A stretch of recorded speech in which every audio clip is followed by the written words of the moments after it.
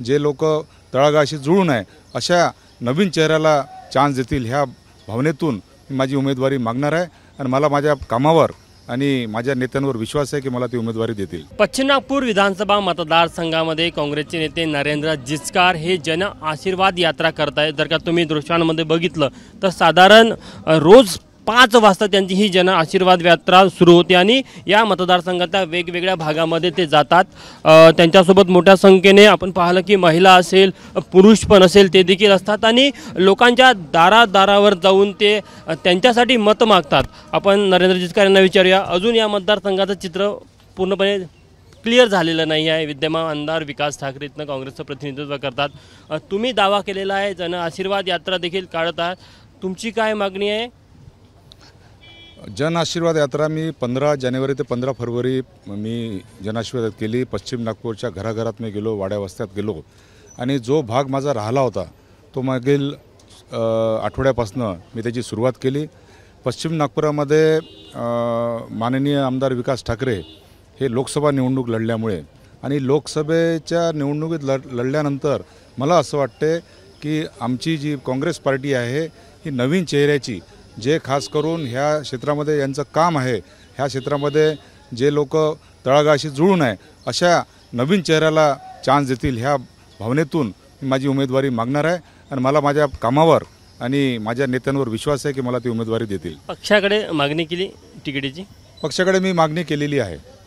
कोणते मुद्दे आहे जे घेऊन तुम्ही लोकांच्या दारावर जात आहेत, मत मागण्याचा प्रयत्न करताय? मुद्दे खास करून लोकांचे दैनंदिन जीवनातले जे प्रश्न आहे, कारण कसं आहे 2.5 वर्षापासून इथं नगरसेवक नाही आहे आणि आपले जे प्रतिनिधी आहे हे घराघरापर्यंत पोहोचू शकत नाही आहे। अशा ह्याच्यात लोकांचे जे प्रश्न आहेत म्हणजे स्वच्छतेचे असो, मग ते गटर लाईनचे असो किंवा लाईटचे असो, लहान लहान ज्या त्यांचे जे प्रश्न आहे, आम्ही काल दशरथनगर एरियामध्ये फिरलो, अतिशय भीषण अवस्था तिथं आहे, कोणी सफाईसाठी कोणी येत नाही, तिथं गटर चोकअप झालेले आहे।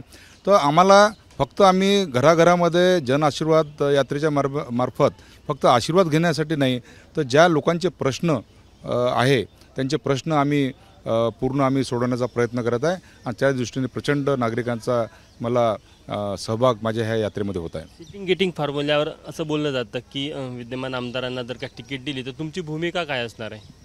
नाही, सिटिंग गेटिंगचा प्रश्न पश्चिम नागपूरला यासाठी लागू होत नाही, कारण पश्चिम नागपूरचे आमदार आता गडकरी साहेबांच्या विरोधामध्ये लोकसभा लढले, त्यामुळे जो आमच्या एक काँग्रेस पार्टीची ही पण एक नीती आहे की जो लोकसभा लढतो त्याला त्याच वेळेस विधानसभा देत नाही आणि खास करून ह्या क्षेत्रात जिथं आमचे उमेदवार आमदार आहे, 5 वर्ष त्यांनी इथं आपलं ह्या क्षेत्रामध्ये काम केलं, ते ह्या क्षेत्रामध्ये भाजपाच्या कॅन्डिडेटच्या विरोधात 7,000 मागे आहे। त्यामुळे मला असं वाटतं की नवीन चेहरा निश्चितपणे काँग्रेस पार्टी देईल असा मला विश्वास आहे। जर का आपण बघितलं तर अगदी काही दिवस शिल्लक राहिले आहेत, तुम्ही मागच्या सातत्याने 2 वर्षापासून या मतदारसंघामध्ये फिरत आहात। जर का पक्षाने तिकीट दिली नाही तर मैदानात उतरण्याची तुमची पूर्ण तयारी दिसत आहे।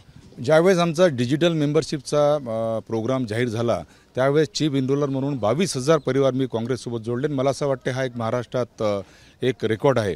बहुजन विचार मंच माझं जे सामाजिक संघटन आहे त्या संघटनेच्या मार्फत मी काँग्रेसच्या विचाराचे प्रोग्राम हे मागील 6-7 वर्षापासून करत आहे आणि त्यामुळे मला पूर्ण अशी आशा आहे की माझ्या नावाचा निश्चितपणे इथं विचार करण्यात येईल। आपण बघू शकतो की नरेंद्र जिचकार हे घरोघरी जात आहे, लोकांना भेटत आहे, आपला जन आशीर्वाद यात्रेच्या माध्यमातून मतांचा जोगवा मागत आहे। खरं तर विद्यमान आमदार विकास ठाकरे पश्चिम नागपूरचं प्रतिनिधित्व करतात, मात्र त्यांना असा विश्वास आहे की ते लोकसभा लढले त्यामुळे यावेळेस पक्ष त्यांचा विचार करेल आणि त्याच आशेने नरेंद्र जिचकार यांची जन आशीर्वाद यात्रा आपल्याला पश्चिम नागपूरमध्ये पाहायला मिळत आहे।